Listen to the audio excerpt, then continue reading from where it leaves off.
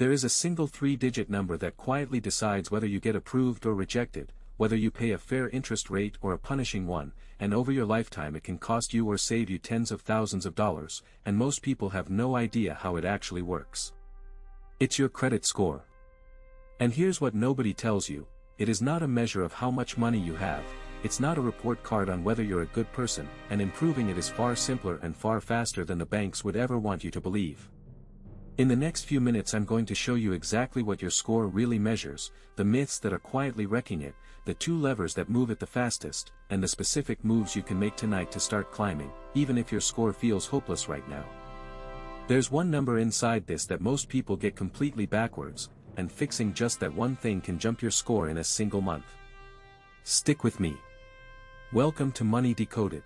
So let's start with what this number actually is, because once you get it, everything else clicks. Your credit score, usually a number between 300 and 850, is not a wealth score. It's a trust score. It answers one question for any lender: if we hand this person money, how likely are they to pay it back on time? That's it. A billionaire who never borrows can have a mediocre score, and someone with a modest income who handles credit carefully can have an excellent one.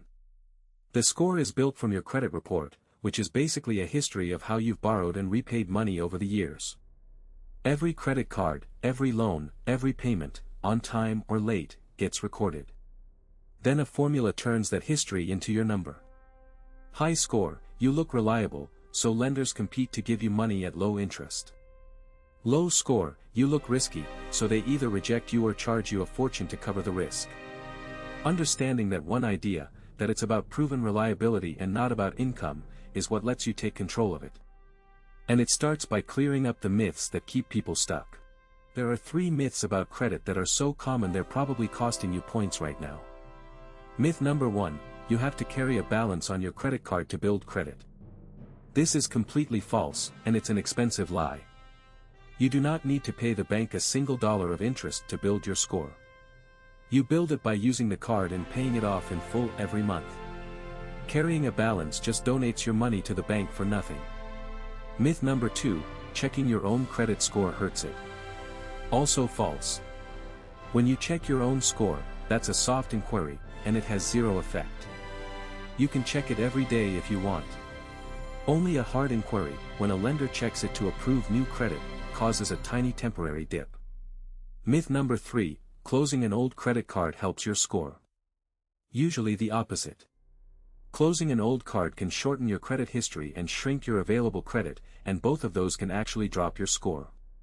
So keep those old accounts open.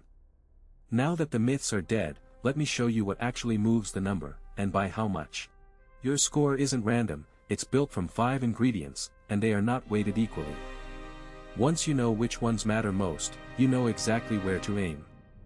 The biggest by far is payment history, about 35% of your score. Do you pay your bills on time?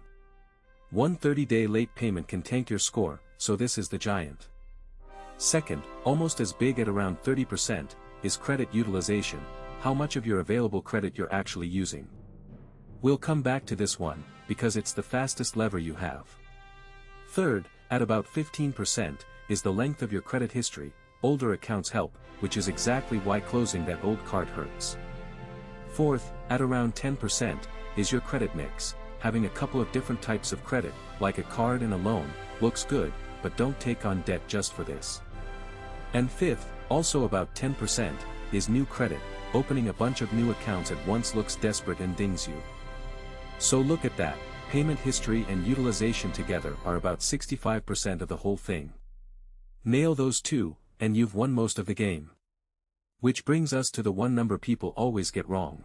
Here's the lever almost nobody uses on purpose, and it can move your score in a single month: credit utilization. This is the percentage of your available credit that you're currently using. Say you have one credit card with a $1,000 limit, and your balance is $900. Your utilization is 90%, and to a lender that screams you're maxed out and desperate, which crushes your score. The rule of thumb: keep your utilization under 30%, and under 10% is even better. So on that $1,000 limit, you want your reported balance under 300, ideally under 100. Now here's the twist most people miss. Your card reports your balance to the credit bureaus on the statement date, not the due date.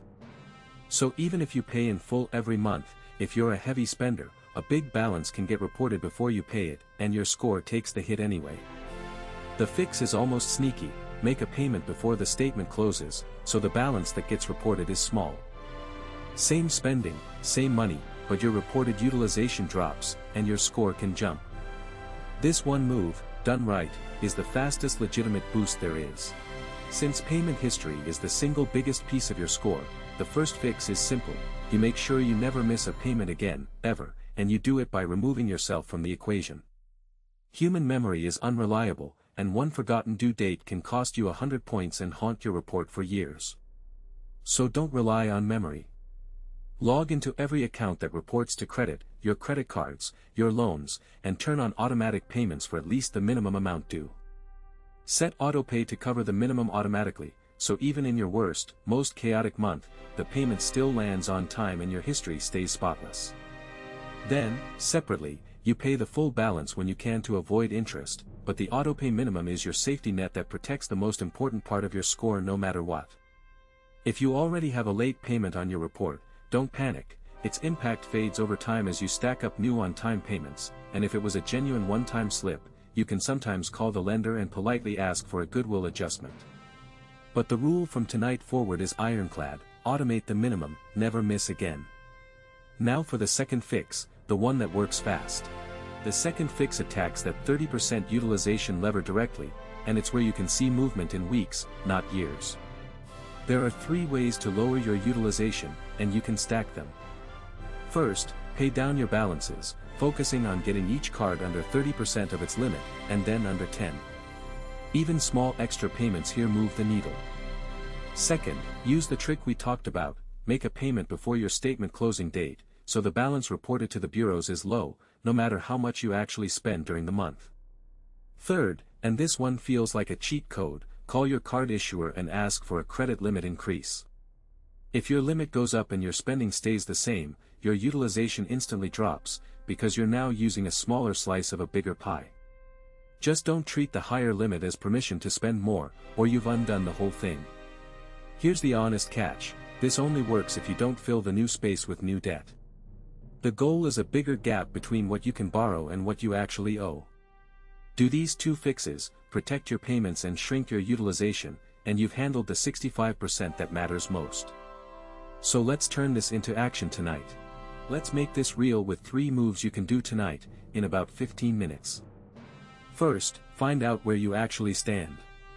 Check your credit score for free. Most banks and card apps now show it at no cost, and pull your free credit report to look for errors, because mistakes on reports are shockingly common and disputing them can raise your score. Second, turn on automatic minimum payments on every card and loan you have. Just the minimum, right now, so a missed due date can never wreck you again.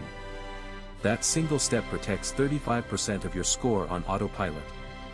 Third, look at your highest utilization card, the one closest to its limit, and either make a payment toward it today or call and request a credit limit increase. Pick whichever you can do in the next 10 minutes. That's it. You don't have to fix everything tonight. You just have to know your number, protect your payments, and start shrinking your utilization. Do those 3 things, and you've already done more for your score than most people do in a year of worrying about it. And once it starts climbing, the payoff is bigger than you think. Let me leave you with why this matters so much more than a number for bragging rights. Your credit score is one of the few financial tools that quietly works for you or against you every single day, whether you're paying attention or not. 2 people can buy the exact same house, for the exact same price. The one with the excellent score gets a low interest rate and pays, say, $200,000 in interest over the life of the loan.